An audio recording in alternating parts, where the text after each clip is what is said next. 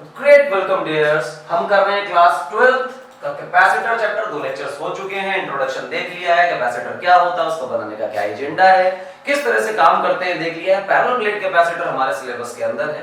Parallel plate capacitor की capacitance find कर चुके हैं। एनर्जी स्टोर्ड इन कैपेसिटर क्या होती है वो भी कर चुके हैं। Half C V square Q square by 2c half Q V, ऐसे 3 फार्मूले बनाए थे हमने, इंटीग्रेशन किया था, याद करो। मेरा नाम है इंद्रजीत सिंह, हम मिल रहे हैं आरटी एकेडमी पर। नहीं किया है सब्सक्राइब तो भैया सब्सक्राइब करो और शेयर करो जी जान से। करोगे तो तुम्हें भी फायदा, हमें भी फायदा, तुम्हारा बड़ा फायदा है। कंटेंट बहुत अच्छा आएगा। कोई भी यहाँ पर सब आपको आपके स्कूल के हिसाब से, आपके स्कूल के एग्जाम्स, आपके बोर्ड के एग्जाम्स के लिए पढ़ा नहीं रहा है।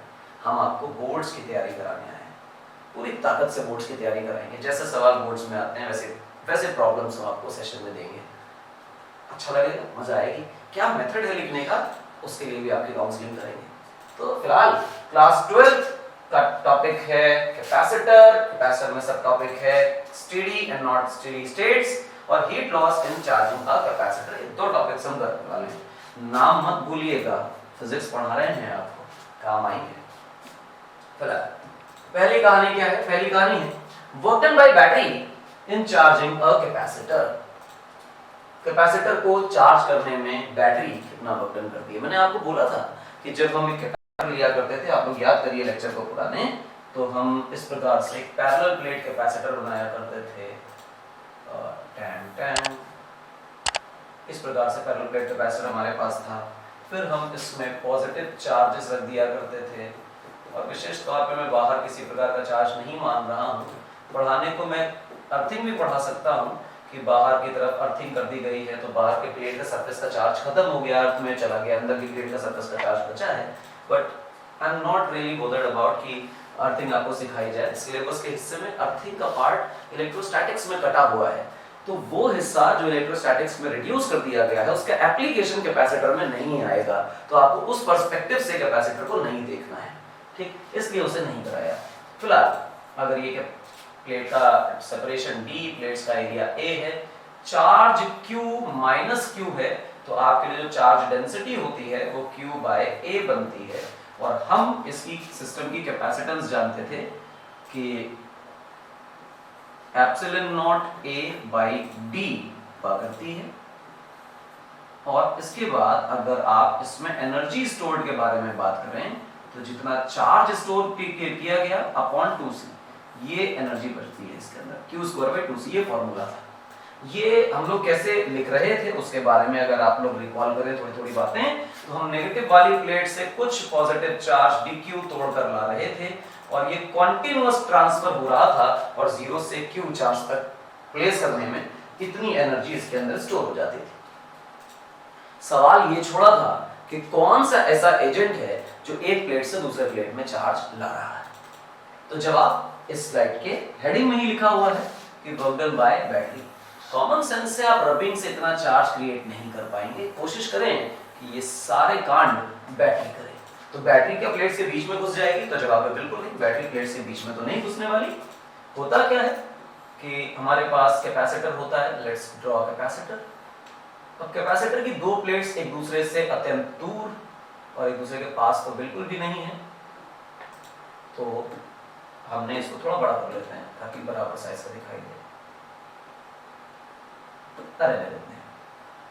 अब यहाँ पे आपने एक बैटरी लगाई, देखें बैटरी V वोल्ट की है, कैपेसिटेंस का कैपेसिटेंस C है। आप देखें बॉस कि यहाँ से सर्किट ब्रेक हो चुका है, कुछ नहीं है, नथिंग। नथिंग का मतलब यहाँ पर वैक्यूम है और इसकी जगह पे हमारे किताबों में जनरली एयर लिखा होता है। Air is a very good insulator of current और हीट बोल सकते हैं। बहुत अच्छा इंसुलेटर है करंट का। तो अगर एयर है तो कोई फर्क नहीं पड़ता। इलेक्ट्रोस्टैटिक्स में भी नहीं पड़ता, इसलिए कि एयर की रिलेटिव परमिटिविटी अप्रॉक्सीमेटली हम 1 पकड़ के चला करते थे, इसलिए एयर मान लेने में कोई बुराई नहीं है। अच्छा ठीक है, कोई बात नहीं। तो अगर हम देखें 10th क्लास की सर्किट एनालिसिस ही लगाएं, ये प्लेट और ये प्लेट के बीच में कुछ नहीं है, यानी कंडक्टिंग पाथ नहीं है, तो हम कहेंगे नो कंडक्टिंग पाथ।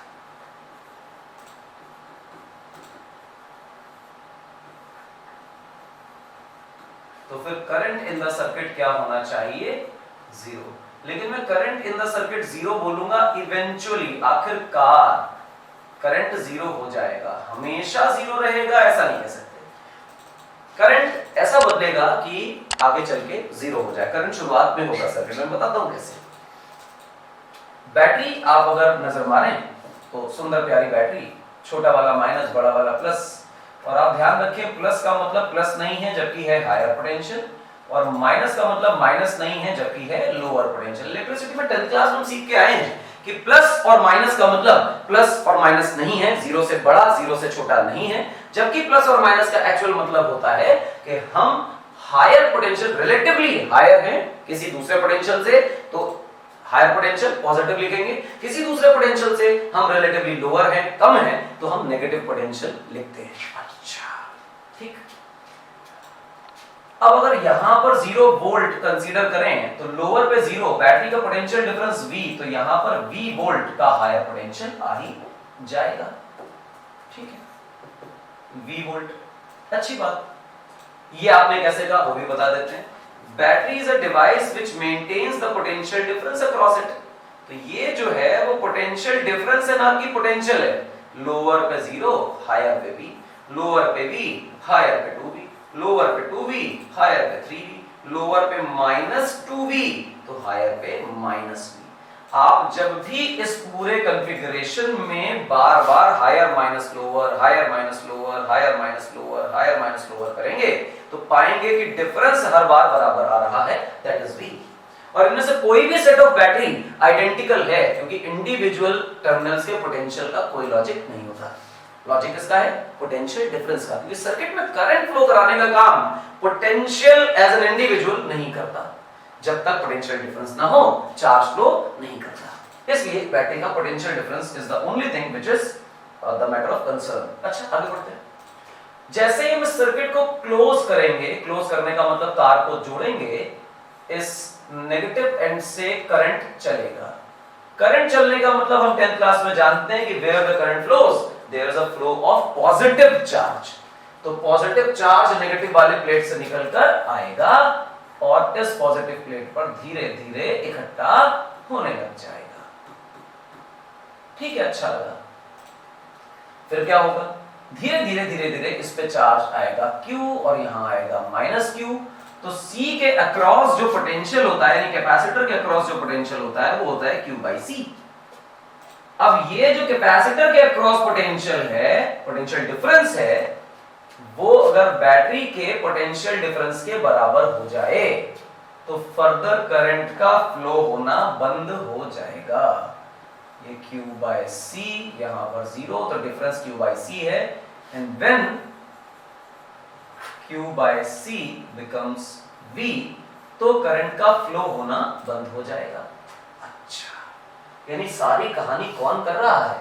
सारी कहानी एक्चुअली हमारी बैटरी कर रही है। बैटरी जैसे सर्किट को ऑन किया यानी क्लोज किया, वैसे ही चार्ज फ्लो कराने लग गई, कैपेसिटर पे चार्ज आने लग गया, कैपेसिटर पे चार्ज आया तो कैपेसिटर के अक्रॉस पोटेंशियल डिफरेंस आया, और वो पोटेंशियल डिफरेंस फर्दर करंट को अपोज कर रहा है, और जिस वक्त कैपेसिटर का पोटेंशियल बैटरी के पोटेंशियल के बराबर हो जाएगा, सर्किट में करंट फ्लो होना बंद हो जाएगा।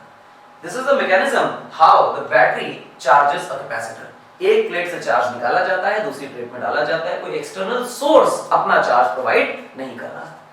ठीक है, अच्छी बात है, बहुत बढ़िया। क्या स्टोरी है इसकी और बताइए। तो अभी तो बक्कल निकाल लेते आप। हाँ, बक्कल निकालेंगे, चिंता मत करो। आओ देखो, देखो गौर से।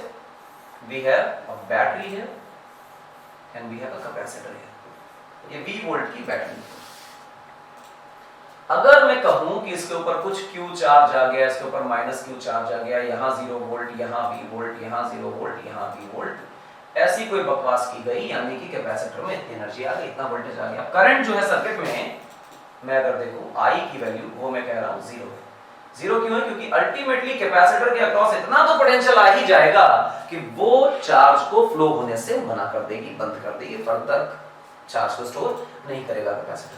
ठीक है, तो ऐसे स्टेज में हमारे कैपेसिटर के अंदर की एनर्जी कितनी थी? हम जानते थे कि अगर इस बच्चे के अंदर Q चार्ज हो तो Q² by 2C एनर्जी होती है। इसी एनर्जी को चेंज करके हाफ CV² एनर्जी लिखी जा सकती है। हम इस हाफ CV² के बहुत ज्यादा पक्ष में हैं कि इसके बारे में सोचा समझा जाए। लिख लिया भाई half CV²। That looks very great. Okay, जो Q चार्ज बहकर गया वो आखिर गया कहां से सोचो। यहां से माइनस Q आया, मतलब सॉरी प्लस Q आया, तभी तो उधर माइनस Q आया, और ये ऐसा। तो इस सारा का सारा जो चार्ज है ये बैटरी से ही तो होकर गया, या ये कह लें कि ये सारा चार्ज बैटरी ने ही तो फ्लो कराया। तो अगर मैं पूछूं कि charge phloem through the battery कितना होगा, charge phloem through the battery का मतलब है कितना चार्ज बैटरी से फ्लो हो रहा है, और आपको दिखाई दे रहा है कि वो क्यों। अच्छी बात, सही दिखाई दे रहा है। अब कोई बच्चा कहेगा कि वर्क डन बाय बैटरी की बातें करो। दुनिया इस बात को जानती है कि वर्क डन बाय बैटरी का सीधा सा लॉजिक होता है, या किसी भी एजेंट का जो लॉजिक है वो ये है कि कितना पोटेंशियल डिफरेंस था जहां से आपने एक जगह से दूसरी जगह चार्ज को मूव कराया, और कितने चार्ज को मूव कराया। तो हम बैटरी से पूछ रहे हैं तुमने क्या किया, तो बैटरी कहेगी लोअर पोटेंशियल से उठाकर हायर पोटेंशियल पे चार्ज को पटक दिया। तो what is the potential difference between the lower end the higher potential, तो वो कहेंगे, बैटरी जवाब देगी कि भैया V वोल्ट का पोटेंशियल डिफरेंस था। तो हम कहेंगे कितना चार्ज तुमने फ्लो कराया, तो बैटरी कहेगी कि यार क्यों चार्ज फ्लो कराया, जितना कैपेसिटर पे गया वो सारा मेरे थ्रू ही तो गया है।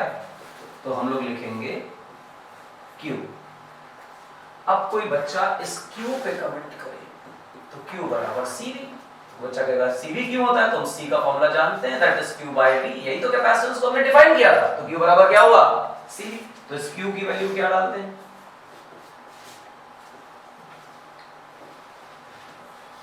CV। आप देख रहे हैं कि V से V मल्टीप्लाई होगा and you will gate CV²। तो work done by battery is nothing but CV², यानी कि हमारे कैपेसिटर के अंदर जो एनर्जी स्टोर्ड है वो बैटरी दे रही है, लेकिन बैटरी कितना वर्क डन कर रही है that is very much important, और बैटरी उनमें से हाफ CV² की जगह CV² एनर्जी प्रोवाइड कर रही है। आप देखें कैपेसिटर के अंदर जो एनर्जी स्टोर हो रही है वो हाफ CV² है, और बैटरी जो वर्क डन कर रही है वो CV² है। और देखते ही आपको मालूम पड़ेगा कि यार बैटरी ने ज्यादा वर्क डन कर दिया, कैपेसिटर के अंदर वो एनर्जी गई ही नहीं, बाकी कहां गई, देखते हैं, बर्बाद हो गई। अच्छा, फिलहाल तो जो एजेंडा था हमारे स्लाइड का वो ये था work done by battery in charging का कैपेसिटर निकाला जाए तो जितना चार्ज हम प्रोवाइड करेंगे उससे इतनी एनर्जी आ जाएगी। ये वर्क डन बैटरी कर रही होगी। अगली कहानी क्या है, heat loss in charging an uncharge capacitor. Capacitor को चार्ज करने में कितनी एनर्जी बर्बाद हो जाती है। अच्छा, आइए यही जो अभी हम लोगों ने पीछे किया इसी को रिपीट कर लेते हैं। We have done that a capacitor है connected with a battery of V volt capacitor having capacitance C, negative and positive terminals are there, 0 and V volts, 0 and V volts पूरी तरह चार्ज कर लेते हैं, वो कंप्लीटली चार्ज करके current in the circuit को घुमा फिरा के जीरो बोल देने का एजेंडा है कि अगर मैं कहूं ऊपर की तरफ करंट कितना जा रहा है तो यू विल से कि सर जीरो जा रहा है। अब अगर करंट को जीरो कर दिया तो देखें यहां पर जो चार्ज होगा वो प्लस Q होगा और यहां पर जो चार्ज होगा वो माइनस Q होगा। एंड यू ऑल नो कि Q की वैल्यू अल्टीमेटली CV बनने वाली है, potential into capacitance is nothing but charge. ऐसी कंडीशन में अगर आपसे कोई पूछे कि कैपेसिटर के अंदर कितनी एनर्जी स्टोर्ड है तो आप कहेंगे कैपेसिटर के अंदर जो एनर्जी स्टोर्ड है वो है हाफ CV²। और ये आपको कहां से मालूम चल रहा है इतना सारा कि हाफ CV² होती है, आपको कैसे पता? तो हमें सब पता है, हमें सारी जानकारी है। कारण ये है कि लास्ट लेक्चर में हम इस स्टोर्ड एनर्जी का फॉर्मूला डिराइव करके आए हैं।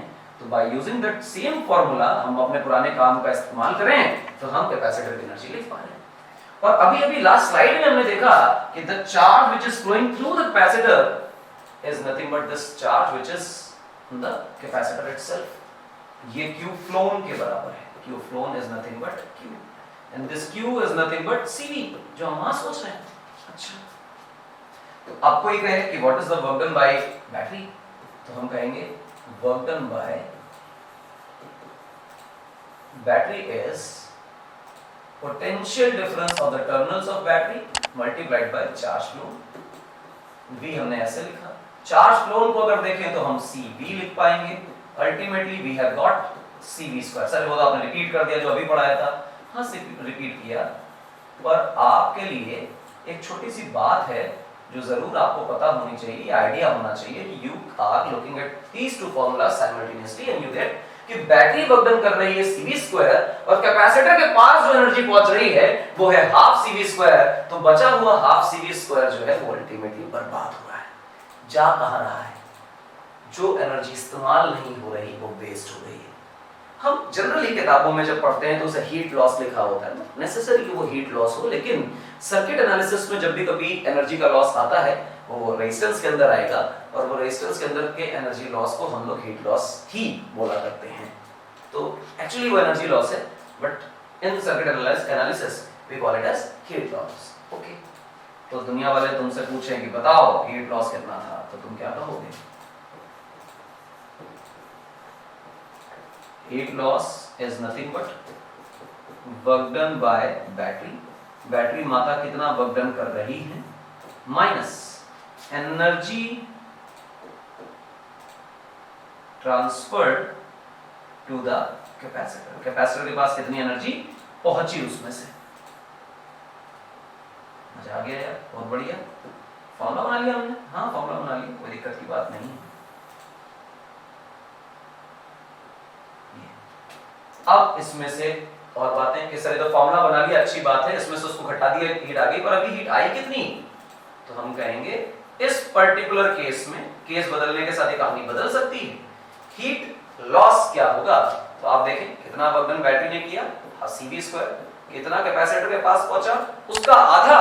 तो जब आधा पहुंचा तो हाफ CV² के बराबर का ही लॉस हो गया।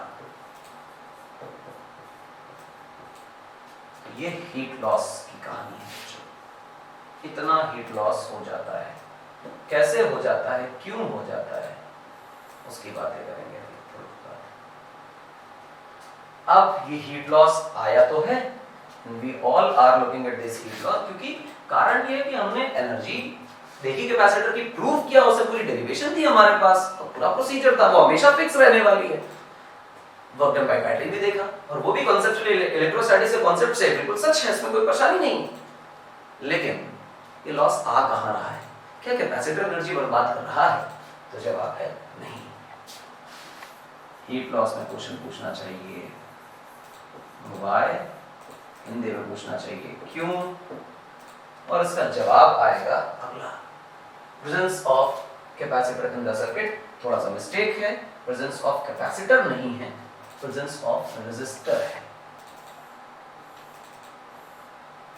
कहानी में ट्विस्ट है, प्रेजेंस ऑफ रेजिस्टर है बच्चों, ध्यान देना। प्रेजेंस ऑफ रेजिस्टर, रेजिस्टर का मतलब वही जो आप 10th क्लास में रेजिस्टेंस पढ़ के आए हैं, वो और कुछ नहीं। Resistor is a device, resistance उसकी property. Presence of resistor in the circuit. Actually हो क्या रहा है कि हम सर्किट को कुछ इस प्रकार से बना रहे हैं कि जहां एक बैटरी हो, और ये हमारी किताबों में मिलेगा, जी जान से मिलेगा, रेजिस्टेंस लगा हुआ मिलेगा ही नहीं। तो ऐसा क्यों है कि हम रेजिस्टेंस नहीं बना रहे हैं, ये हम सर्किट बना रहे हैं, ठीक। वी कंसीडर, और रियल क्या है? रियल सर्किट ऐसे है कि यू हैव अ बैटरी, उसका अपना इंटरनल रेजिस्टेंस भी होगा, we are not really concern about that. ये रेजिस्टेंस है and you have a capacitor also, और उसकी रेजिस्टेंस R है, भाई साहब की रेजिस्टेंस C है, यहां वोल्टेज V है। तो जो भी करंट आप देखो कि बैटरी से फ्लो होकर गया था किसी जमाने में, चार्ज फ्लो होकर गया था करंट के फॉर्म में, वो इस रेजिस्टेंस से भी गुजरा था। और जब किसी रेजिस्टेंस से करंट गुजरता है as a function of time हो या वो कांस्टेंट करंट हो, we are not interested in that, लेकिन ये तय है कि I करंट गुजरने से कुछ ना कुछ हीट जनरेट होती है, and that heat is nothing but I² RT। और अगर ऐसे करंट कांस्टेंट है तो ऐसे लिख सकते हैं, if the current is variable then R into, तो सीधा टाइम ही लिख लेते हैं, है ना, और करंट वेरिएबल है तो हम लिखते हैं इंटीग्रेशन I dt ऐसे 0 से लेके t तक। ये दो फॉर्मूलाज हैं, one for constant current and one is for variable current. और लेकिन जो भी है इस प्रकार का हीट जनरेट होता है, अपने 10th क्लास में पढ़ के आए हैं। ये इंटीग्रेशन वाला फॉर्मूला आपने 10th क्लास में नहीं पढ़ा होगा, परंतु ये जरूर पढ़ा होगा कि हीट लॉस होता है। अब भाई साहब हीट लॉस हो रहा है जी, जान से हीट लॉस हो रहा है, कहां हो रहा है, रेजिस्टेंस में हो रहा है। हम लिखेंगे there is a loss of heat in the resistor।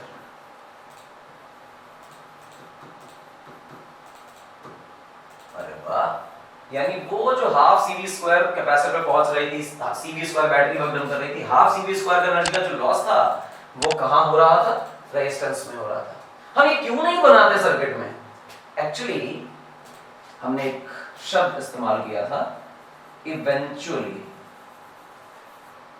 current in the circuit becomes zero, and when the current in the circuit becomes zero, तो फिर जिस रेजिस्टेंस में करंट ना बह रहा हो, करंट ना फ्लो हो रहा हो, उस रेजिस्टेंस का सर्किट में होना ना होना बराबर है। करंट, अगर किसी रेजिस्टेंस में करंट बह ही नहीं रहा तो ना वो एनर्जी कंज्यूम कर रहा है, ना उसके क्रॉस पे पोटेंशियल डिफरेंस आ रहा है, तो एक्चुअली उसका सर्किट में होने का कोई लॉजिक नहीं है। It can be replaced by a plain wire और it can be replaced by anything, कुछ भी हटा दो, उसको खत्म कर दो, उसका कोई लॉजिक सर्किट के अंदर नहीं है। अच्छा, तो हम जो स्टडी कर रहे हैं या करेंगे थ्रू आउट द चैप्टर, वो ऐसी कंडीशंस की करेंगे जिस कंडीशन में ultimately current in the circuit zero हो गया हो, और जीरो होने के बाद की कंडीशन के ही एनालिसिस को हम कर रहे होंगे। इस वजह से हमारे रेजिस्टेंसेस सर्किट में शो नहीं किए जाते।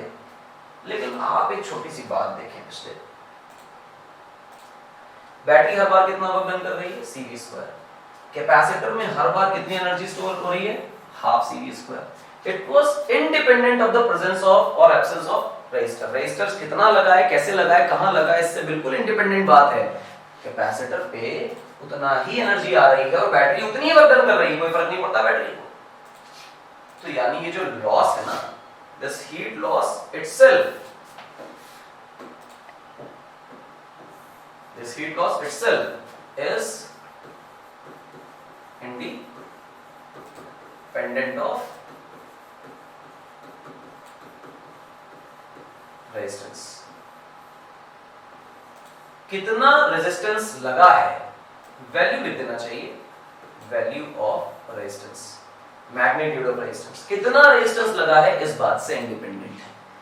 यानी कि रेजिस्टेंस के होने से हीट लॉस तो आ रहा है, लेकिन अगर हम इस प्रकार का कोई कैपेसिटेंस और रेजिस्टेंस का सर्किट बना दें तो उसमें कितनी हीट सप्लाई होगी इस बात का निर्धारण ये R नहीं कर रहा है। सर R तो फॉर्मूले में आ रहा है, R फॉर्मूले में आ रहा है, पर R की वैल्यू बदलने से ये I का फंक्शन बदल जाता है, and as the function changes ये अपने आप को ऐसे एडजस्ट करता है कि R से इंडिपेंडेंट हो जाता है। अच्छा, तो R फिर करता क्या है, यहां पे करता कुछ नहीं है, R इस करंट के अमाउंट को एडजस्ट करता है, और इस प्रकार से एडजस्ट करता है कि अगर R ने करंट को कम कर दिया तो मान लो कि रेजिस्टेंस ज्यादा होने की वजह से करंट में थोड़ी सी कमी आ गई, और करंट में कमी आई का मतलब यह है कि यहां पर जो चार्ज पर यूनिट टाइम जिसे हम करंट कह रहे हैं, अगर वो कम आ रहा है तो कैपेसिटर पे जो चार्ज स्टोर हो रहा है वो स्लोली स्लोली धीमे धीमे होगा। पर अगर रेजिस्टेंस कम लगाया तो करंट ज्यादा आया, करंट ज्यादा आया तो चार्ज भी ज्यादा आया, तो कैपेसिटर की प्लेट पर एक ही सेकंड में ज्यादा चार्ज स्टोर होगा। तो हम कहेंगे रेजिस्टेंस जो है ना, resistance controls rate of charging.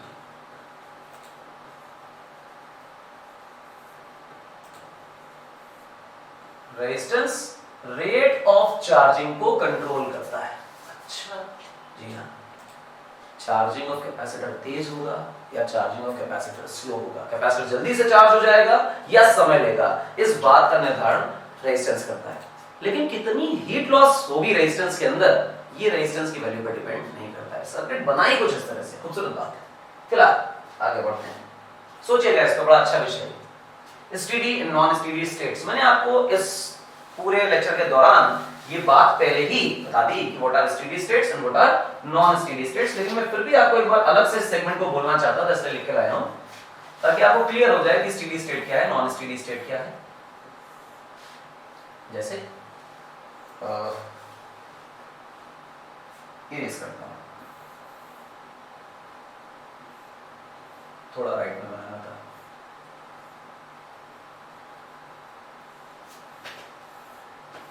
We have a battery, V volts. We have a capacitor of capacitance C and resistance of I. ये मेरे पास स्विच है,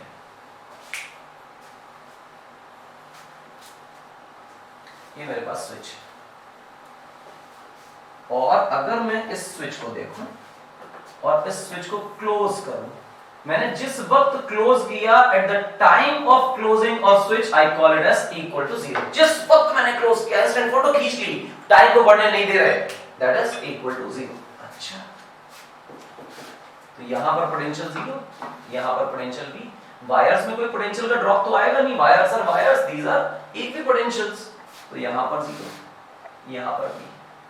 अब जब इसको तुमने करंट इसको क्लोज किया, सर्किट को, वायर को जोड़ दिया, तो यू सी कि इस महानुभाव के ऊपर कोई चार्ज इस घड़ी में नहीं आएगा, क्योंकि एक्चुअली चार्ज को प्लेट से चलकर जाना पड़ेगा इस कैपेसिटर की प्लेट पर, दूसरी प्लेट पर, और इतना चलने में कुछ ना कुछ फाइनाइट टाइम लगेगा।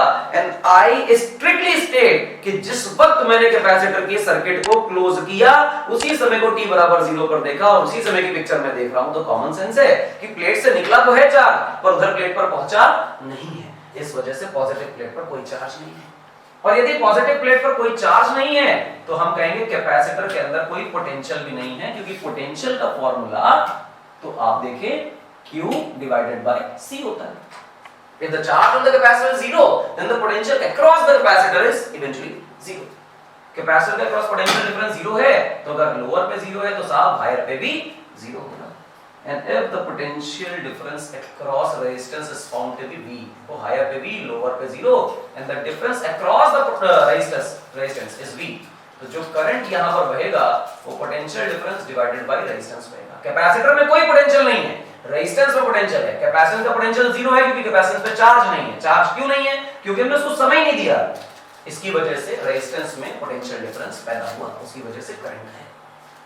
करंट आता गया, आता गया, आता गया, आता गया, आता गया, चार्ज स्टोर होता गया, होता गया, होता गया, बहुत सारा चार्ज स्टोर हो गया, और कैपेसिटर चार्ज खा खा के गेंडा होता जा रहा है, खूब गेंडा होता जा रहा है, और कैपेसिटर बहुत ही चार्ज खा पी के महानुभाव हो चुके हैं, एंड बहुत बड़ा टाइम बीत चुका है, मैं उसको कहूंगा t इक्वल टू इनफाइनाइट। वैसे तो इस टाइम का कोई लॉजिक नहीं, इनफाइनाइट टाइम, इनफाइनाइट बोलने का मतलब बहुत लंबा समय बीत गया, वी हैव टेकन 10-20 मिनट्स और 30 मिनट्स और सो, और 1-2 घंटा मान लो तो बहुत ही अच्छा है, वो तो इनफाइनाइट की तरह ट्रीट कर लेंगे। ऐसा होते होते इस प्राणी पर बहुत ज्यादा चार्ज आ चुका होगा। अच्छा, इसके ऊपर कितना चार्ज आ गया होगा? Q, और यहाँ कितना?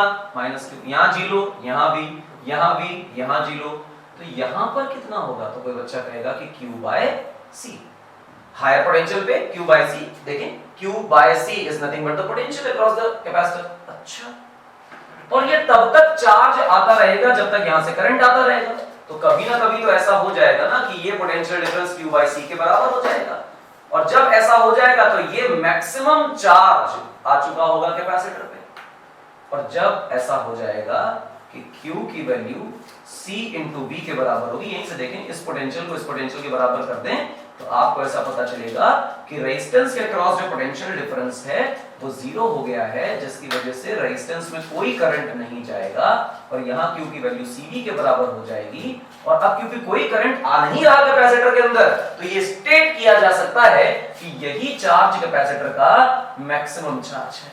सर्किट में करंट जो है वो 0 हो गया। This state is called steady state. और हम जो चर्चा करते हैं, हम जो डिस्कशन करते हैं अपनी क्लास में, अपने सर्किट एनालिसिस में, कैपेसिटर के पूरे चैप्टर में जो हमारे बोर्ड्स में है वो स्टेडी स्टेट और इसके बाद, यानी जब तक स्टेडी स्टेट चल रही है इसके बाद इनफिनिट टाइम तक उसकी करेंगे। और स्टेडी स्टेट से पहले और टाइम t बराबर 0 तक चार्जिंग ऑफ कैपेसिटर हो रहा था। चार्जिंग ऑफ कैपेसिटर हो रहा था।